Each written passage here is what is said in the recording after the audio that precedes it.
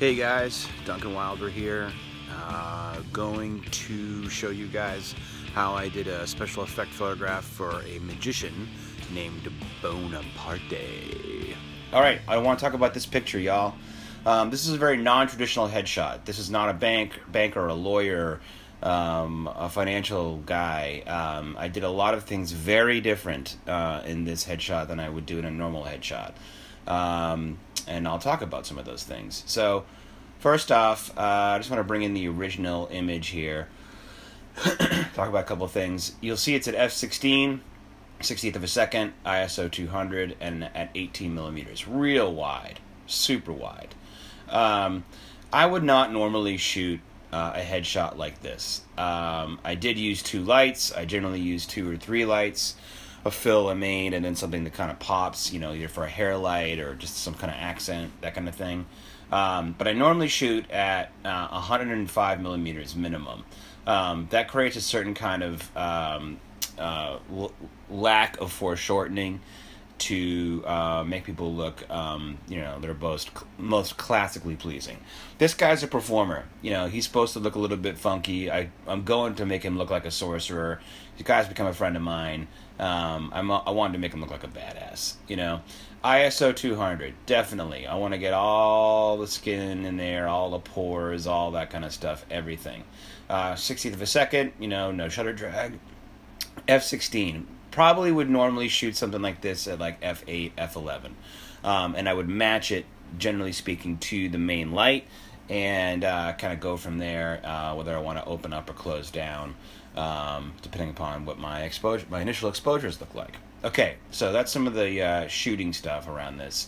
The rest of it is fun with Photoshop. So let's get back down to the original image.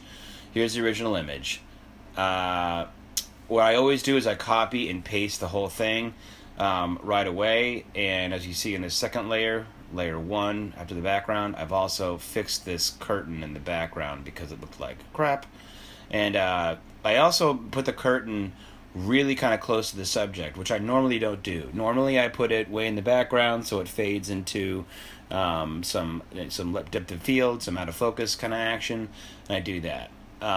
But this guy, I wanted him to look like he's in the theater, he's like on a stage kind of thing. This is a very different kind of headshot than normal. These are the original cards that I did. I scanned them in flat. I tried to make them, in Photoshop look like they were going back in space. I don't think that they were very successful.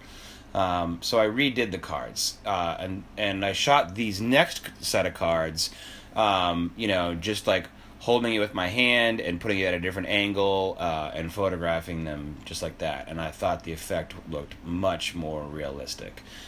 Did add a little bit of, burning and dodging in here, just to make it look a little more dramatic. I did do that. Now, I copy and paste a silhouette on this one. And that's because in this next layer, I'm going to be kind of retouching some stuff. Taking out some things that are graphically distracting. The lines in his hand, some of the pock marks around his eyes here, the bags under his eyes, stuff like that. And we end up with this. Just something a little bit more cleaner. Now, this layer 4, this next layer I put on top of it, just adds a little bit of like contrast to it, just a little bit. So it feels like he's really in the space. The way I did this is I went back into the camera raw filter, which if you're using a Mac is Command-Shift-A. You bring it up, you use this clarity here. This makes it a little bit more contrasty in the shadows when you bring it up. When you bring it down, it softens them up. Most people like to be softened up. This guy, I'm trying to make him into a sorcerer, so we got contrasty. But we only did it at 27%, as you can see here. Reason for that is it doesn't look so hot when it's all at 100. He just looks a little bit too different and a little too kind of older, So we want to do this just so he feels like he's actually in the space just a little bit. Okay, a couple of these other things. Now, Ace of Spades, all right, right here.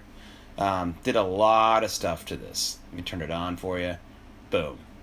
Not only did I turn it on fire, but I got rid of some of the branding, so it wouldn't be as distracting. I had to add a shadow in here. As you'll see, that's the shadow. And I basically went and found some cards on fire on the internet to get an idea of like what kind of stuff happens. Like this over here, you can see this kind of disintegration kind of feel, and then a couple of flames. That's how I did that. Grab that, throw it in there, change some focus, change some burning and dodging, that kind of thing. Bam, the card is on fire. Now, here I added a curves level. This is to make the background really go into the background. So now he definitely pops. He is the subject of the picture, and everything else is just the fantasticness of it. And then I added a couple of layers of clouds. This first one here is only 24%. Second one here is at 33%, and that's just to give the picture a little bit more depth. Lastly, I, in a painterly kind of fashion, added some highlights and some shadows just to give it more of a painterly look. I just painted these in, and I took the brush and put it at a certain level of opacity. This brought in some shadows here, as you can see here, right there, and highlights. Boom.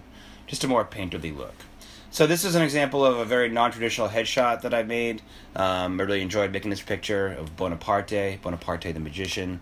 Look him up on the internet. Magic and More Productions, great dude. And there'll probably be some more Bonaparte in the future. All right, thanks for listening, and I'll see you guys soon.